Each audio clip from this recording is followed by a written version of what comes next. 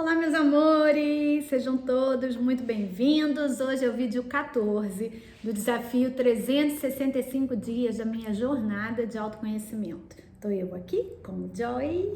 Dá oi pra todo mundo, Joy. Tá frio, viu, gente? Por isso que ele tá com roupinha. Bolinha tá deitado aqui no chão e o Luke daqui a pouco aparece por aqui. Se é a primeira vez que você está chegando, seja muito bem-vindo. Se inscreve no canal e ativa o sininho para receber os vídeos em primeira mão. E se você já vem me acompanhando aqui, muito obrigada pela sua parceria, pela sua audiência. Gratidão. Bora lá então, que hoje eu tô a fim de falar sobre a ideia, o conceito de salvador da pátria. Quando a gente nasce, a gente precisa de pai e mãe para sobreviver. A raça humana, eu acho que é a única, se eu não me engano, dos animais, que não consegue sobreviver sem o apoio do outro. Não tem condição, tá? E então é natural que quando a gente nasça, a gente precise, né, chorar para se alimentar, que alguém pegue a gente para fazer a higiene da gente, enfim. Então esse cuidado inicial, primordial para nossa sobrevivência, realmente ele tem que vir do outro, do pai, da mãe ou do cuidador, né? Que em muitos casos é o cuidador. Às vezes é a avó, né? Enfim, cada circunstância, cada família. Às vezes é mãe, às vezes é pai, né? Às vezes é mãe solteira. Peraí, gente, que o Joy tá que tá. Vamos acalmar? Podemos acalmar? Para eu poder gravar o vídeo? Você deixa? Tá bom, então sossega. O que é que tá me tirando a concentração? Pronto, agora ele acalmou. Mas então, essa ideia do salvador da pátria, eu acho, e é achismo meu, tá, gente? Mas eu acho que vem muito daí. Remete justamente desse período, né, da nossa infância, daquele serzinho indefeso que a gente é, e depois a gente cresce acreditando em outros salvadores da pátria, né? Que são a igreja, né? Por meio da ideia de Deus, por meio da ideia dos pecados, do paraíso, do inferno, do demônio, né? São conceitos que a gente vai absorvendo de uma forma subliminar ao longo da vida, mesmo que você não tenha uma religião, que você não siga uma religião. Esses conceitos, eles estão no teu inconsciente coletivo, eles fazem parte da cultura na qual você está inserido. Se for no Oriente, vai ser de Buda, né? Ou vai ser, enfim, vai ser Maomé, vai ser Alá, vai ser, cada lugar vai ser um. Mas assim, você tem ali no inconsciente coletivo uma coisa cultural de um salvador da pátria, que veio por meio do divino resolver a sua vida. Bom, outro salvador da pátria também que aparece toda hora, de 4 em 4 anos, então, no Brasil. Nossa, como eles aparecem. São os políticos. Então, assim, a gente tem... Eu tô falando do Brasil porque é a realidade que eu conheço, né, gente? Eu não morei fora, então eu não tenho como falar. Se até tiver gente aí de outros países, por favor, comente, que eu acho super rico trazer essa troca de experiências para cá, né? Cultura, eu amo viajar por causa disso, que eu acho que essa troca de cultura enriquece muito a nossa experiência aqui nesse planeta. Mas os políticos brasileiros, que é a referência que eu tenho, eles sempre se colocam nesse papel de salvadores da pátria. Então, ele vai acabar com a fome, ele vai acabar com a miséria, ele vai acabar com a desigualdade social, ele vai acabar com o desemprego.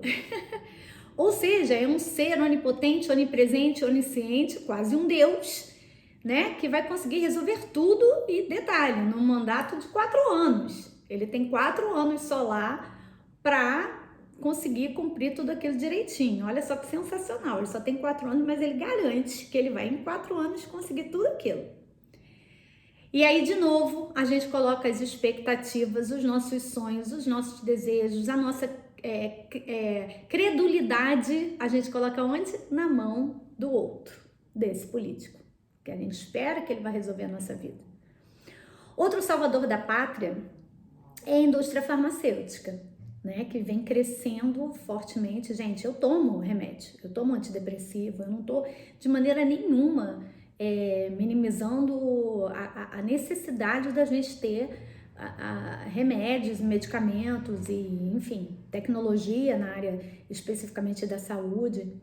Porém, existe quase que um condicionamento subliminar que é feito que o remédio vai resolver todo o problema, quando na verdade o remédio ele vai para um sintoma, ele não resolve a causa, né? E isso, olha, medicina chinesa já falava isso, sei lá quantos mil anos atrás, né? A energia que a gente emana, ela adoece primeiro, para que depois aquilo se somatize no nosso corpo físico e se transforme numa doença.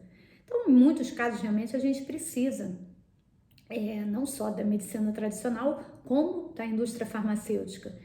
Mas não é para tudo, né? A gente tem outros recursos da própria natureza que servem para nos auxiliar. Então, a gente não precisa delegar para a indústria farmacêutica esse poder, certo? De novo, esse poder está em quem? Está na gente. E aí eu vou chegar aonde eu quero. Quando a gente dá o poder para o outro, é uma escolha que a gente está fazendo. E isso está dentro do nosso poder. Eu posso escolher dar o poder para o outro, ou eu posso escolher ter o poder. Eu posso escolher responsabilizar o outro, como eu posso escolher me autorresponsabilizar. Às vezes a palavra responsabilidade, ela vem com um peso, né? Assim, ela tem uma conotação muito forte, né? De sofrimento, de dor. Mas não é, gente. Responsabilidade é só você se apropriar daquilo que é seu, bom ou ruim, né? Um resultado positivo ou negativo. A gente vive num planeta que a gente experimenta essa dualidade, né? Então, tudo no planeta Terra, na nossa, nesse padrão vibracional, né, que a gente vive, tudo na dualidade, é o bom e o mal, o certo e o errado, o justo e o injusto, negativo e positivo, né? Então, que é uma característica específica do nosso planeta, da experiência, né, que a gente vive aqui. Então, a gente já de cara, a gente vai partir sempre com esse olhar dicotômico, não sei se existe essa derivação de dicotomia, mas enfim, de você ter que buscar uma coisa ou outra, quando na verdade existe ali no meio um espectro de possibilidades entre uma ponta e a outra ponta. Não sei se vocês estão entendendo o que eu quero falar, mas por exemplo, entre o bom e o mal, existem nuances que estão nesse meio de caminho. E não necessariamente uma coisa é boa ou má. Né? E a gente tem uma tendência a pegar e botar tudo num rótulo. E esses rótulos normalmente são de extremos, né? E aí, claro, cada um, né, se apega às suas próprias crenças limitantes e levanta a bandeira de um extremo ou de outro extremo, como se fosse só aquele extremo fosse o certo, né? O único, o real, o salvador da pátria.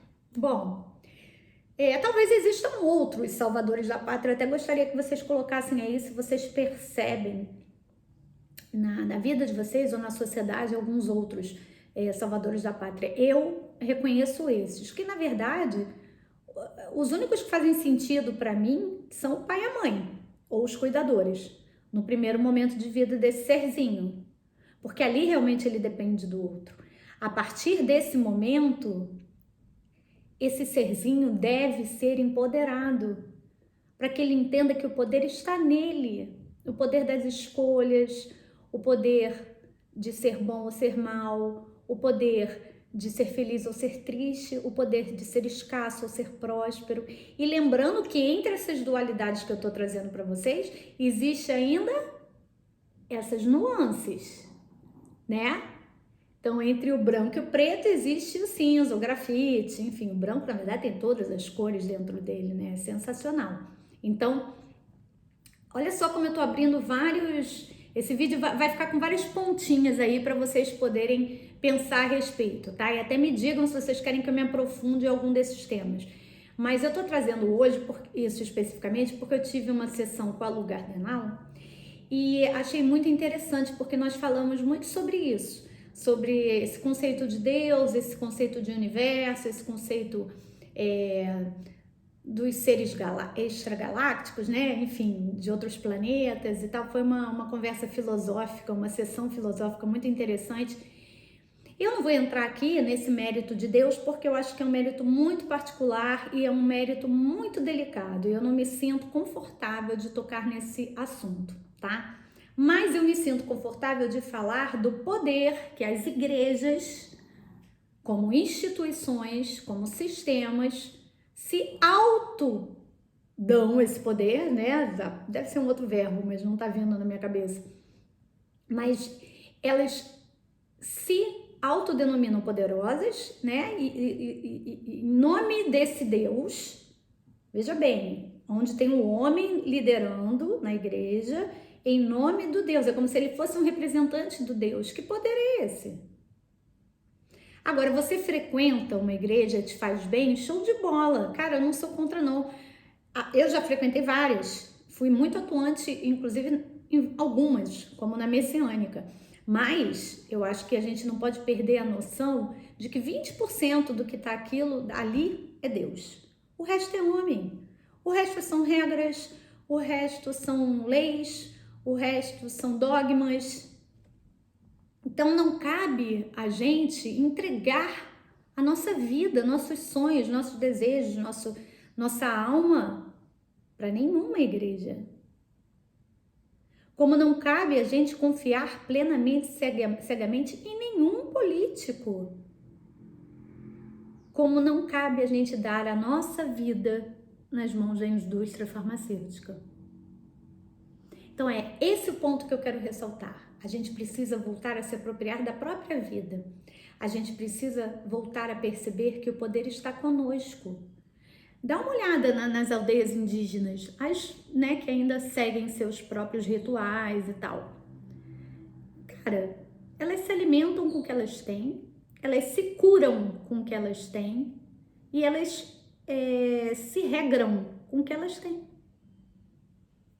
É sensacional. E se a gente for olhar na história, se a gente for buscar isso historicamente, nossa, o poder das ervas, o poder das poções alquímicas, né? O poder da natureza. Até hoje, muitas pessoas que dependem da agricultura, né, e da pecuária, ainda né, sinalizam com a lua, com as estações do ano, com a posição do sol, enfim. Então, a natureza, ela tá aí cheia de força, né? São os cristais gente, é tanta coisa linda, né? Tanta coisa poderosa que tá ao nosso alcance, que a gente não depende do outro para fazer essa conexão. A gente não depende de uma igreja para fazer a conexão com Deus. Deus está em tudo. Deus é tudo. Nós somos deuses. A gente não precisa do político para ser cidadão. A gente não precisa do político para resolver o problema do nosso bairro, para resolver o problema da nossa comunidade. Muito pelo contrário, né, gente? Na maioria das vezes eles mais atrapalham do que ajudam. A gente não precisa da indústria farmacêutica para resolver uma pequena dor de cabeça. Ok, uma anestesia geral, você vai precisar, um tratamento crônico a longo prazo, talvez precise, mas precisa. Socorro! Remédio, por favor, tô com dor de cabeça. Eu, por exemplo, desenvolvi ao longo do tempo uma alergia a anti-inflamatórios. Eu não posso tomar basicamente nenhum anti-inflamatório que eu tenha uma crise alérgica, tá?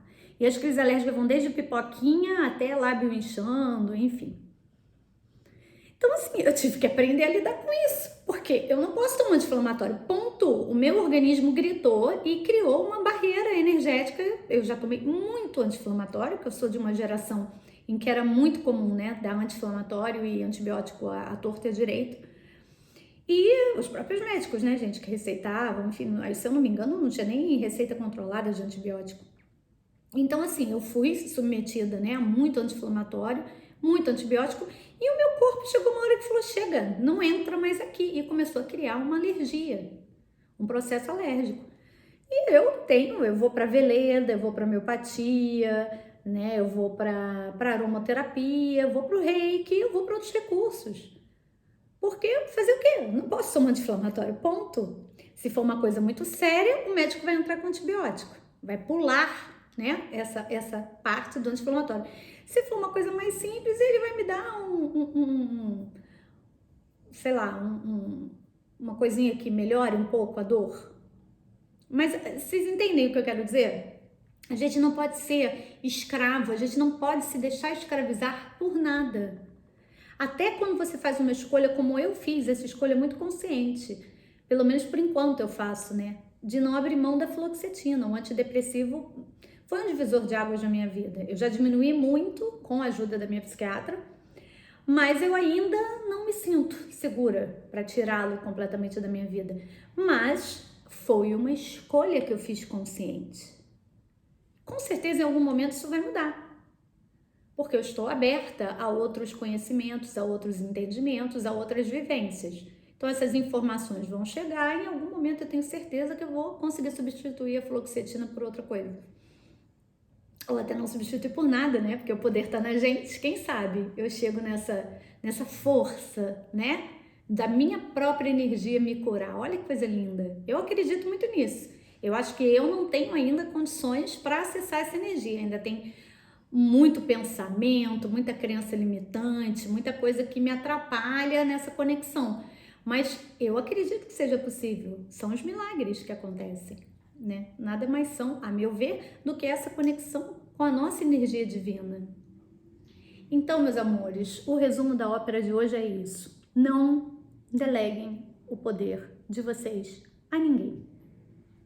Nós somos deuses por natureza, nós somos partículas divinas e o poder está conosco. Agora, se nós temos o poder para fazer, a gente também tem a responsabilidade das escolhas que a gente faz. E aí sim me parece que é muito cômodo e muito confortável para muita gente dizer: ah, eu não tenho escolha, porque na verdade ela não quer ter responsabilidades. Ok, também é uma escolha você dizer que não tem escolha e também é uma escolha você não querer ser autorresponsável, beleza? Mas você vai viver aprisionado. Essa é a consequência da sua escolha. Cada ação tem uma reação. Então lembre que você escolhe hoje o que você vai vivenciar amanhã.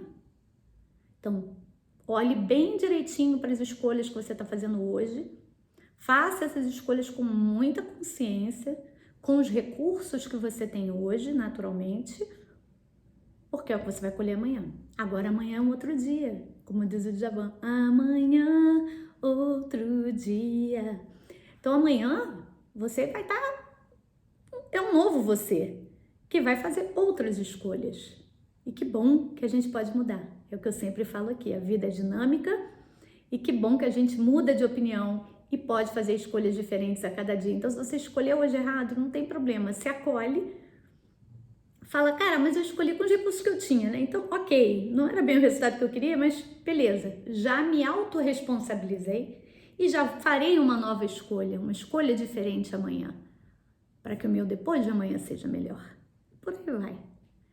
Ficou filosófico demais? Acho que não, né? Quero mandar um beijo para a Lu, que me atendeu hoje, do Novo Humano. Aliás, eles estão tem um YouTube deles, um canal aqui muito bacana, acompanhem. E, enfim, é um assunto que eu tenho bebido de várias fontes, tá? Hoje foi despertado com essa minha conversa, com essa minha sessão com a Lu, mas eu tenho bebido de várias fontes e lido bastante e trago um pouco do conhecimento, né, de todas as igrejas pelas quais eu passei ao longo da vida, todos os tratamentos médicos e eu posso até dizer de toda a vivência política que eu tive, porque, para quem não sabe, eu fui candidata a deputada federal pelo Rio de Janeiro no Partido Novo há, sei lá, 6 anos atrás. Então, até essa experiência desses bastidores eu também vivi. Então, eu me sinto confortável de falar para vocês que vale o que você escolher, mas esteja consciente das suas escolhas, porque para cada escolha você terá um resultado. É isso, meus amores. Hoje eu fui, amanhã eu tô de volta. Beijo!